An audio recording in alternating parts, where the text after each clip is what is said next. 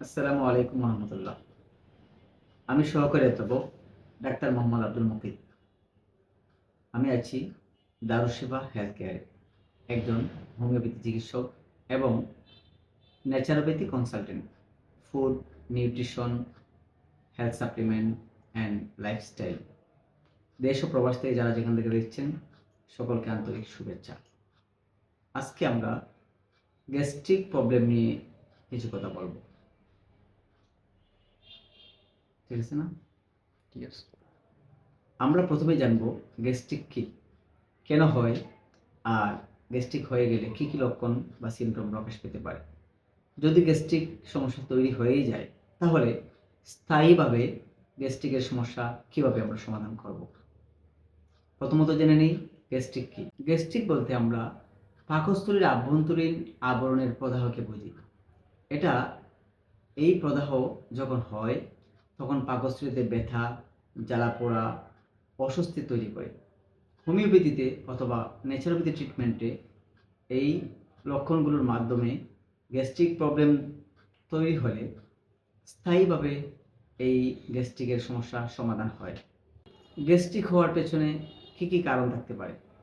প্রথমত অতিরিক্ত ঝাল মশলা, ভাজা পোড়া, টক্সিন, ফরমালিনযুক্ত খাবার, বিশেষ করে বাহিরের প্রসেস ফুড, যেগুলো ফাস্ট ফুড, আমরা বিভিন্ন ভাজা পোড়া তৈরিকৃত খাবার, বিশেষ করে পেঁয়াজু, সিঙ্গাড়া, সমোসা, আলু চপ, বেগুনি, এগুলো বাহিরে পোড়া তেল বা তেলটাকে এমনভাবে পুড়িয়ে সয়াবিন তেল দিয়ে সিঙ্গাড়া, সমোসা, আলু চপ, বেগুনি এগুলো ভাজা হয়।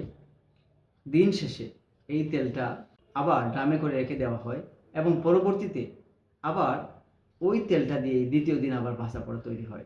এভাবে করে দিনের পর দিন, মাসের পর মাস চলতে থাকে।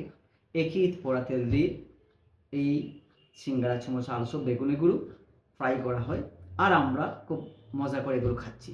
এভাবে করে পোড়া তেল কেমিক্যালের এই প্রভাবটি আমাদের শরীরের পাকস্থলী, স্টমাক কোনোভাবেই প্রসেস করতে পারে না, হজম প্রক্রিয়ায় সম্পন্ন করতে পারে না। এভাবে করে আস্তে আস্তে অ্যাসিডিক মাত্রা বেড়ে যায়, গ্যাস্ট্রিক তৈরি হয়। দ্বিতীয়ত অনিয়মিত খাদ্যাভ্যাস।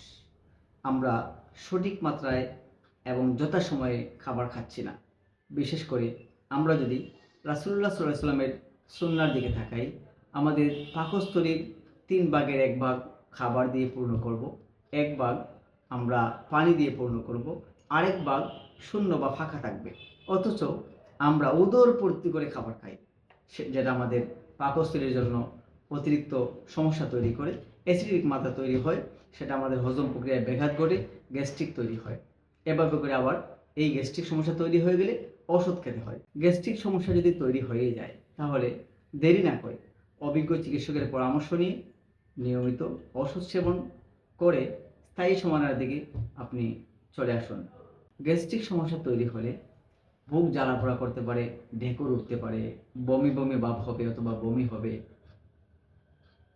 পেটে জ্বালাপোড়া করতে পারে, অরুচি হয়ে যাবে, পেট ফাঁপা হবে অথবা ক্ষুধামন্দা, ওজন দ্রুত হ্রাস পেয়ে যেতে পারে। এভাবে করে বিভিন্ন লক্ষণ পাওয়া যেতে পারে। আর গ্যাস্ট্রিক তৈরি হলে অবহেলা না করে স্থায়ী সমাধানের দিকে চলে আসার জন্য আমরা আহ্বান করছি। বিশেষ করে খাবার দাবারের মান পরিবর্তন করতে হবে, যথাসময়ে খাবার খেতে হবে এবং আঁশ জাতীয় খাবারটা বেশি পরিমাণে চিবিয়ে ধীরে ধীরে খাবার খেতে হবে। আমরা আমরা বিভিন্ন পরিবারে লক্ষ্য করি যে বাচ্চাদেরকে জোরপূর্বক খাবার খাওয়ানো হয়। এতে করে বাচ্চার গ্যাস্ট্রিক প্রবলেম তৈরি হয় এবং তার পাকস্থলীতে সমস্যা তৈরি হয়। এভাবে করে আমরা বিভিন্ন সময় দেখতে পাই গ্যাস্ট্রিক হওয়ার পেছনে আরও অন্যতম একটা কারণ থাকতে পারে। সেটা হচ্ছে যে একদিকে আমরা খাবার খাচ্ছি, অন্যদিকে আমরা টিভি দেখছি অথবা মোবাইল ফোন দেখছি অথবা অন্য কাজ করছি। অর্থাৎ আমরা আমাদের খাবারটা মনোযোগের সাথে খাবার খাচ্ছি না। আসলে আমাদের উচিত হলো আমরা যখন খাবার খাবো ভালো করে সেটার প্রতি লক্ষ্য করে প্রসেস করে আমাদের মুখের মধ্যে আমরা দেব এবং পর্যাপ্ত পরিমাণে চিবিয়ে লালা মিশ্রিত করে আমরা আমাদের খাবারটা আমরা খাবো। তাহলে গ্যাস্ট্রিক থেকে আমরা সহজে রেহাই পাবো। গ্যাস্ট্রিক সমস্যা তৈরি হয়ে গেলে অবহেলা না করে স্থায়ী সমাধানের জন্য যদি আপনি চেষ্টা করেন তাহলে আমাদের হোমিওপ্যাথি এবং ন্যাচারোপ্যাথি ট্রিটমেন্টে আপনার জন্য সুবর্ণ সুযোগ রয়েছে। আপনি স্থায়ীভাবে গ্যাস্ট্রিক থেকে বের হয়ে আসতে পারবেন এবং স্থায়ীভাবে সারা জীবন ঔষধ সেবন থেকে মুক্ত হয়ে আপনি গ্যাস্ট্রিক মুক্ত জীবনযাপন করতে পারবেন।